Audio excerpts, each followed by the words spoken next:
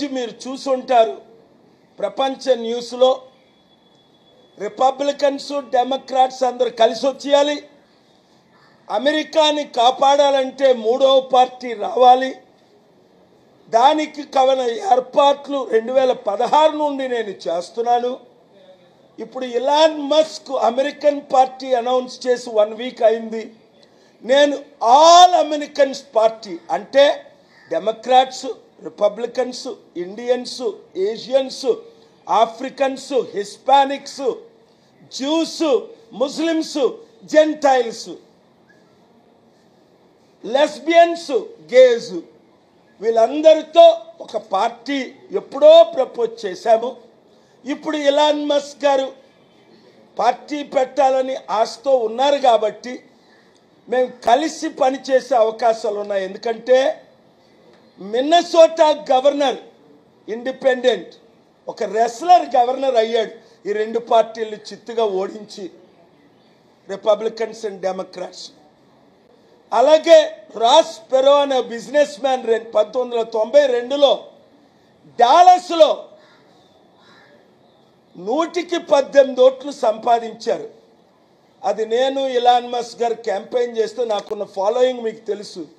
50 రాష్ట్రాల్లో 1,00,000 మందిని గ్యాదర్ చేసిన చరిత్ర అమెరికాలో నా ఒక్కడికే ఉంది. వాషింగ్టన్ డీసీలో 14 లక్షల మంది గ్యాదర్ చేసిన చరిత్ర అక్టోబర్ 4, 1997లో అది నేను ఒక్కడనే చేయగలిగాను. అందుకని ఈ 10 రకాల గుంపులు కూడా మనకు మద్దతు ఇస్తారని మీకు తెలుసు.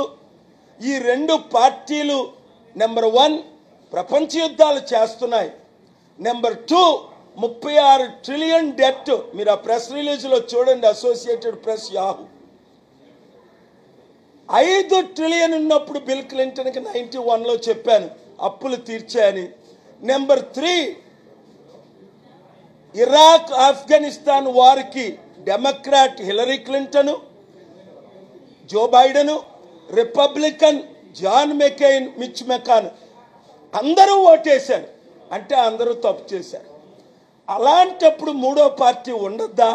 మన ఇండియాలో 30 పార్టీలు ఉన్నాయి పెద్దవి, అక్కడ 3 పార్టీలు లేవు. అందుకని మూడవ పార్టీ పెట్టి తీరుతాం. దాదాపు 45 నుంచి 55% ప్రజలు ఈ రెండు పార్టీలు వ్యతిరేకిస్తున్నారు. ఇలాన్ మస్క్ అనౌన్స్ చేసింది నేను యాక్సెప్ట్ చేసి కంగ్రాచులేషన్ చెప్పడం జరిగింది. ఆయన దగ్గర కావలసినంత డబ్బు ఉంది, నా దగ్గర కావలసినంత ఫాలోయింగ్ ఉంది.